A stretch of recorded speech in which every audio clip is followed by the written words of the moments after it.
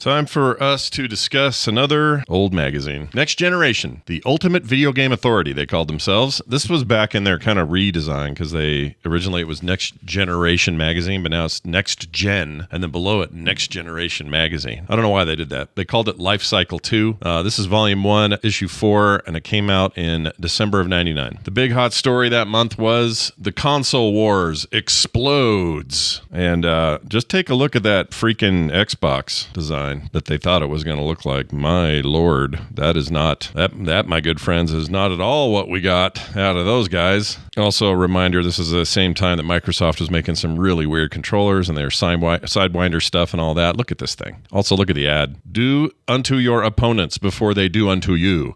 They've got a terrorize button, a humiliate button, and a demean button. Oh, that's pretty edgy, right? Before we get to the meat of what I wanted to say, this ad annoyed me. Know you're going to score.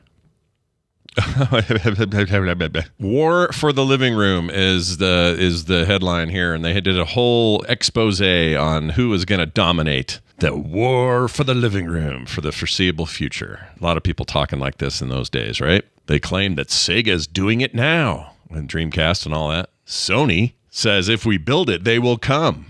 It was true. They ended up dominating, so nice job, Sony. Well done. And then they claimed all was quiet on the Nintendo's front, which I don't know what that means. N64 is doing its thing, whatever. And then Xbox, Microsoft's Enigma wrapped in a mystery. This is before we knew very little about the Xbox at this point, obviously, because of that photo they used at the top of on the cover of the magazine. Like, what even is that damn thing? It looks like a 3DO or something. So that's how they did this. And then they also showed what was next for Nintendo, Project Dolphin. And as you recall, that would become the GameCube. What they show here is ridiculous. It's an N64 controller connected to what looks like a freaking bedpan.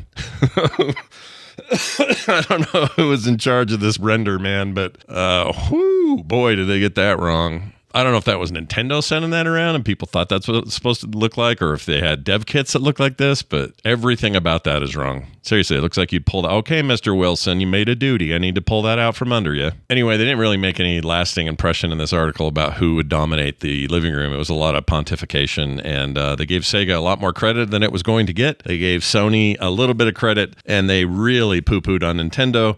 And I would argue that they were kind of wrong on all fronts. And who could have expected the time we live in now? On-demand everything, streaming everything.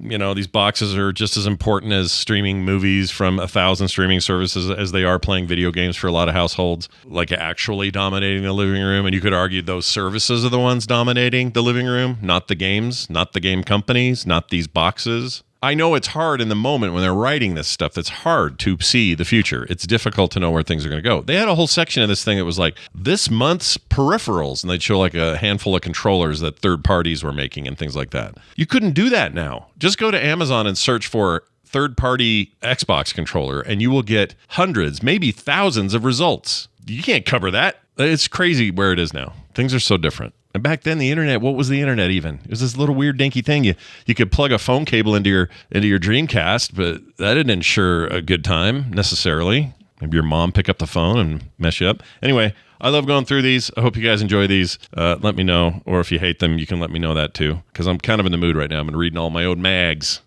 And I got more planned. See you later.